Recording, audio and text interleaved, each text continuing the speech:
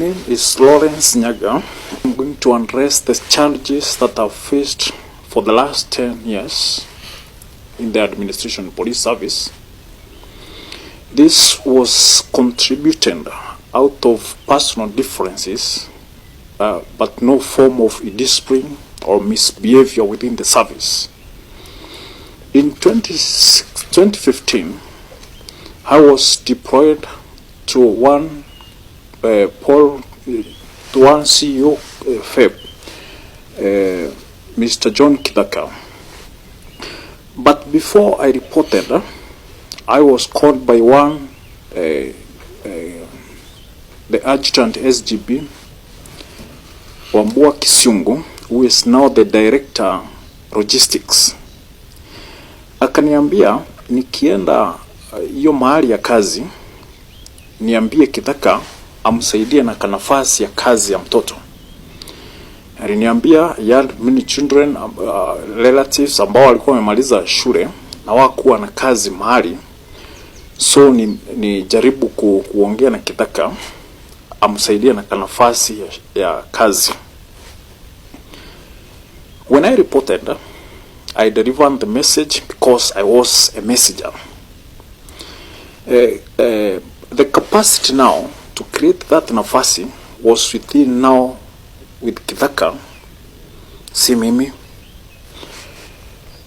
With the time, Kisungu alifika mahali akaona ni kama I did not deliver the message, na akaanzia ku develop something called personal grudges, personal issues na mimi. Sometimes kidogo I was called by one chief Amara, Francis Kimani.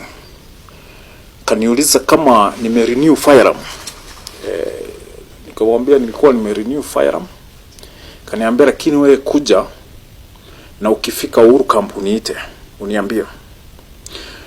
Wakati nilifika Uhuru Camp, akanipeleka kwa ofisi ya adjutant Kisungu.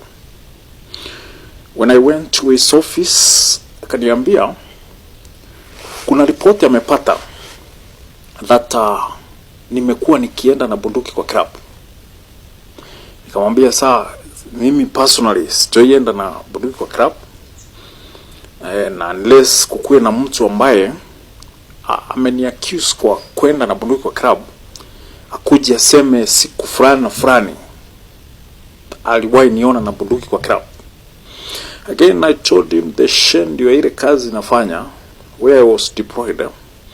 Huwa natoka kwa hiyo nyumba 5 narudi kwa nyumba 10 o'clock. So time ya kwenda kwa club na afikiria si ngepata. Akaniambia alisemwalo lipo, na kama alipo laja. Akaniambia wewe enda. So I continued with my duties kama kawaida.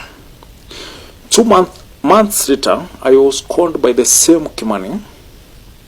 Akaniambia adjutant ananiita. When I went to his office, akaniambia this time nimepata reporting wewe na other 3 police officers are conducting robbery within Umoja.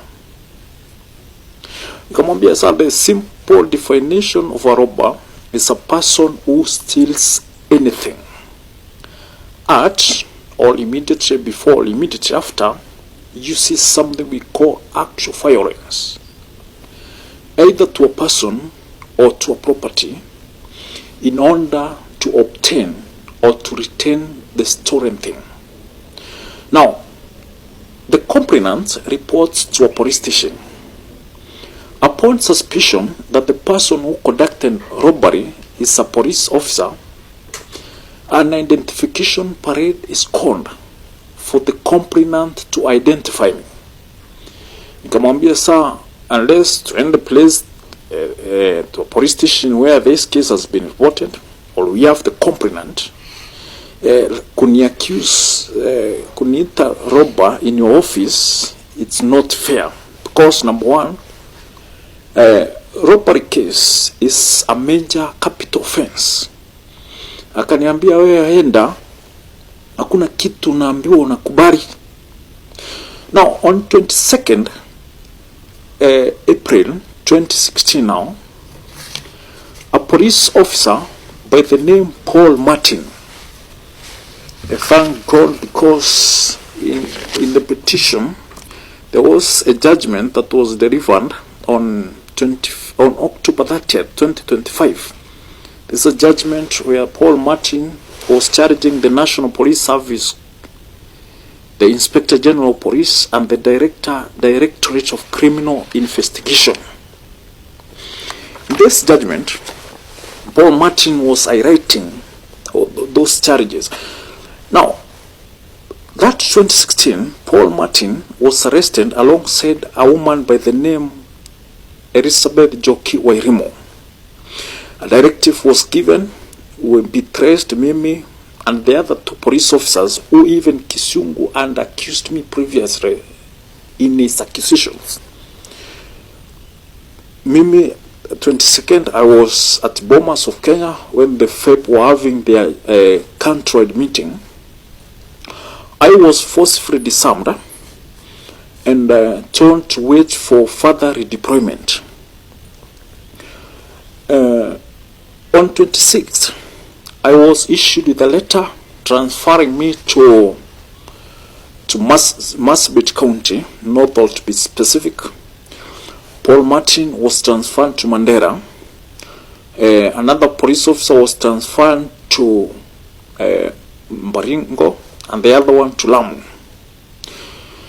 I raised the complaint to the DIG because of the manner, the accusation that I had been previously accused.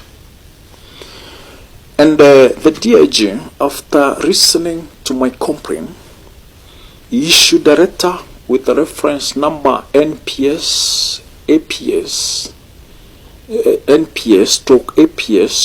LE/10/4, a letter that was signed by one friend Moy, was directed to the Commandant SGB, directing him to solve this issue internally.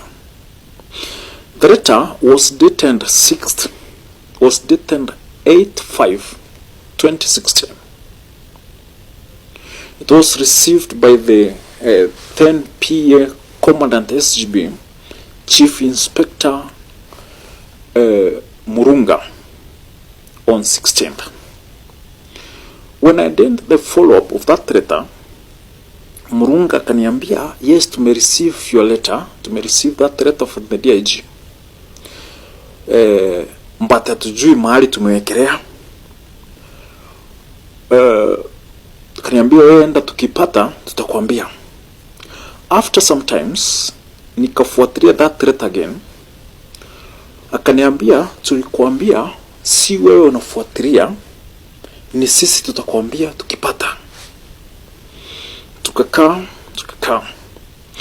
Now, on September that 2017, my salary was stopped. You know, the letter had been directed from 2016. That letter was directed to the Commandant SGB on 2017. On 8/5/2017. Stoppage of salary has taken place on September 2017. And I raised the same complaint to the DIG, saying that, telling him how he had given a directive through a letter.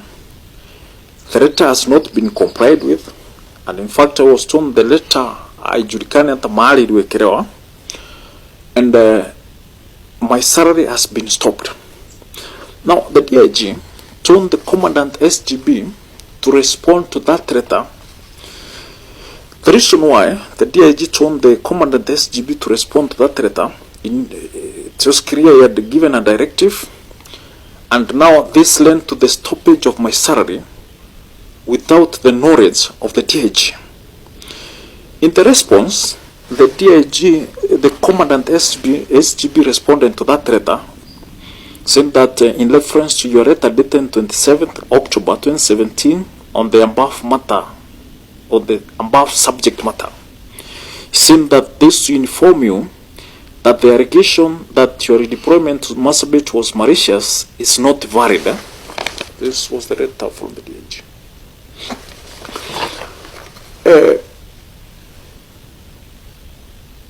The validity of the transfer, the allegation that the allegation into a deployment was malicious. This was not malicious because when you look even to this letter from the Paul where he was transferred to Mandela, he has indicated where the transfer came from.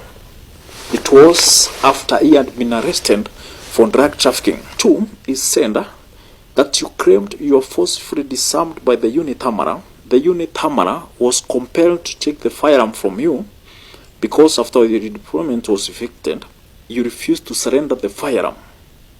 Now, in that one, the disarmament was on 22nd. The transfer letter I was issued on the 26th. So, you cannot refuse to surrender the firearm when it was taken before even the deployment letter. Lastly, your